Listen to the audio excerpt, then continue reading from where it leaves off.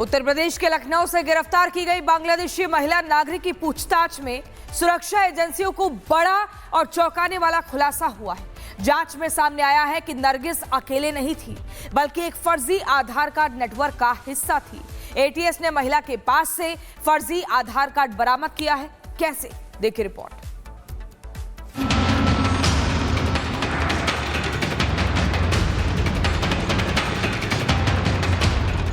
लखनऊ देश की राजधानी से सटे इस शहर में सुरक्षा एजेंसियों ने एक ऐसे नेटवर्क का पर्दाफाश किया जो न सिर्फ कानून को चकमा दे रहा था, बल्कि देश की आंतरिक सुरक्षा के लिए भी बड़ा खतरा बन चुका था।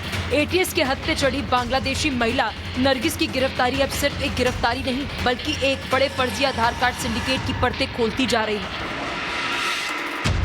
पूछताछ में सामने आया है कि नरगिस अकेली नहीं थी, वे एक संगठित नेटवर्क का हिस्सा थी जो अवैध प्रवासियों को भारतीय पहचान देने का खेल खेल रहा था। एटीएस जब नरगिस तक पहुंची तो एजेंसियां भी हैरान रह गई। जांच के दौरान महिला के पास से 3 फर्जी आधार कार्ड बरामद, लेकिन चौंकाने वाली बात ये कि 3 अलग अलग आधार, 3 अलग अलग नाम और 3 अलग अलग पते। मतलब साफ है, पहचान बदलो, सिस्टम को चकमा दो और देश में बेखौफ घूमते रहो। जांच एजेंसियों का कहना है कि नरगिस बार बार अपनी पहचान बदलकर सुरक्षा एजेंसियों को गुमराह कर रही थी। यही नहीं, इसी फॉर्मूले पर काम कर रहा था एक और पूरा फर्जी दस्तावेज नेटवर्क। सूत्रों के मुताबिक इस एक गिरफ्तारी से एटीएस को बड़े सिंडिकेट का सुराग मिला। शुरुआती जांच में कम से कम 10 लोगों की पहचान हुई जो इस नेटवर्क को चला रहे थे। सभी संदिग्ध अब सुरक्षा एजेंसियों के रडार पर हैं। अधिकारियों का मानना है कि यही नेटवर्क लंबे समय से अवैध रूप से भारत में रह रहे बांग्लादेशी और अन्य विदेशी नागरिकों को आधार कार्ड जैसे अहम दस्तावेज उपलब्ध करा रहे थे। इन दस्तावेजों के दम पर सिर्फ पहचान छिपाई जा रही थी, बल्कि सरकारी योजनाओं और सुविधाओं का भी खुलेआम दुरुपयोग किया जा रहा था। जांच में यह भी खुलासा हुआ है कि नेटवर्क के सदस्य अवैध प्रवासियों को रहने की जगह, फर्जी दस्तावेज, मोबाइल सिम और यहां तक कि पहचान छिपाने के तरीके तक मुहैया कराते थे। एजेंसियों को शक है कि इस गिरोह की जड़ें सिर्फ लखनऊ तक सीमित नहीं, बल्कि कई जिलों और कई राज्यों तक फैली हुई है। ये महिला 2006 से ही लखनऊ के विभिन्न हिस्सों में रह रही थी। पता चला है कि इसने 3 आधार कार्ड हिंदू महिलाओं के नाम पे, निर्मला, जैस्मीन, इस तरह के नाम से बनवा रखे थे। एड्रेस भी अलग अलग था। उसका पति समीर भी किसी हरिओम के नाम से यहाँ पे रह रहा था। तो पुलिस ने जब उसको पकड़ा, पूछताछ किया तो सारी बात सामने आई। उसको तुरंत वहाँ पर एफआईआर हुई थी, उसको जेल भेजा गया था। रिमांड पे लेकर पूछताछ हुई और उस पूछताछ में यह खुलासा हुआ है कि उसके जो मददगार हैं, बहुत सारे मददगार हैं, अलग अलग एजेंट्स काम कर रहे हैं। 10 लोग एसटीएफ और एटीएस के रडार पर हैं कि आखिर ये लोग पैसे लेकर के किस तरह से इनको आधार कार्ड उपलब्ध कराते हैं और महत्वपूर्ण डॉक्यूमेंट्स ओरिजिनल उपलब्ध कराते हैं, साथ ही रहने की व्यवस्था और काम इत्यादि की भी व्यवस्था कराते हैं।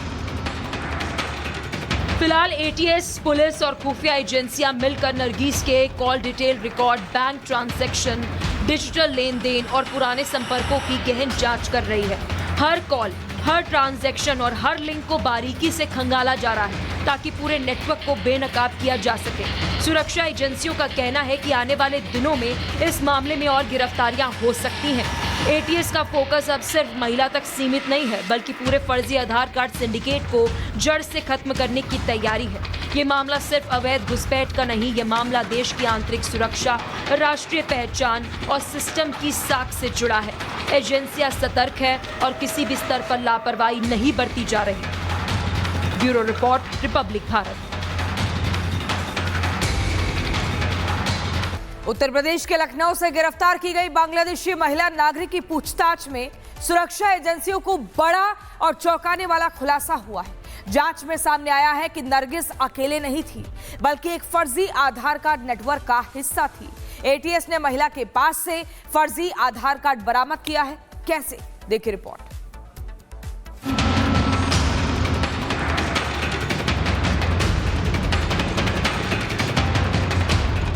लखनऊ देश की राजधानी से सटे इस शहर में सुरक्षा एजेंसियों ने एक ऐसे नेटवर्क का पर्दाफाश किया जो न सिर्फ कानून को चकमा दे रहा था बल्कि देश की आंतरिक सुरक्षा के लिए भी बड़ा खतरा बन चुका था। एटीएस के हद पे चढ़ी बांग्लादेशी महिला नरगिस की गिरफ्तारी अब सिर्फ एक गिरफ्तारी नहीं बल्कि एक बड़े फर्जी आधार कार्ड सिंडिकेट की परतें खोलती जा रही है।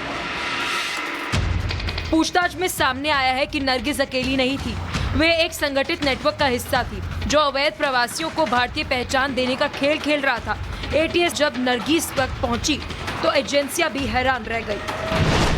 जांच के दौरान महिला के पास से 3 फर्जी आधार कार्ड बरामद, लेकिन चौंकाने वाली बात ये कि 3 अलग अलग आधार, 3 अलग अलग नाम और 3 अलग अलग पते। मतलब साफ है, पहचान बदलो, सिस्टम को चकमा दो और देश में बेखौफ घूमते रहो। जांच एजेंसियों का कहना है कि नरगिस बार बार अपनी पहचान बदलकर सुरक्षा एजेंसियों को गुमराह कर रही थी।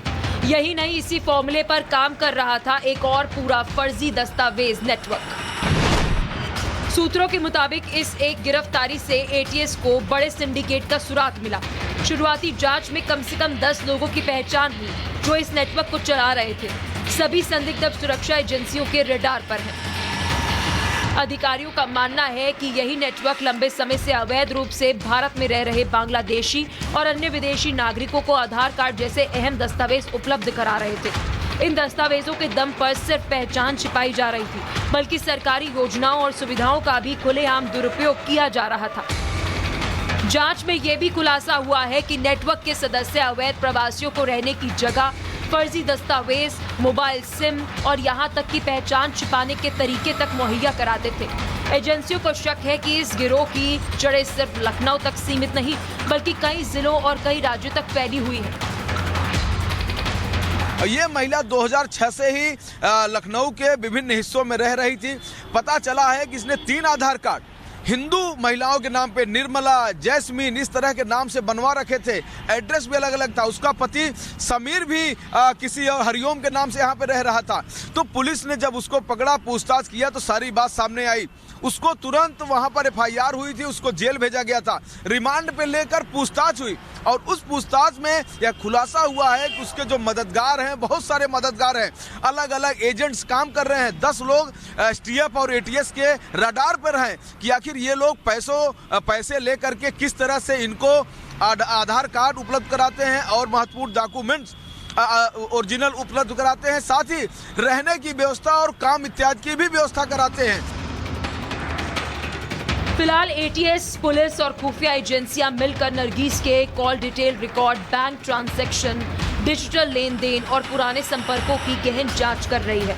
हर कॉल, हर ट्रांजैक्शन और हर लिंक को बारीकी से खंगाला जा रहा है ताकि पूरे नेटवर्क को बेनकाब किया जा सके।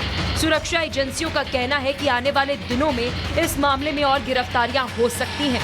एटीएस का फोकस अब सिर्फ महिला तक सीमित नहीं है बल्कि पूरे फर्जी आधार कार्ड सिंडिकेट को जड़ से खत्म करने की तैयारी है। ये मामला सिर्फ अवैध घुसपैठ का नहीं, ये मामला देश की आंतरिक सुरक्षा, राष्ट्रीय पहचान और सिस्टम की साख से जुड़ा है। एजेंसियां सतर्क है और किसी भी स्तर पर लापरवाही नहीं बरती जा रही। Bureau report, republic Bharat.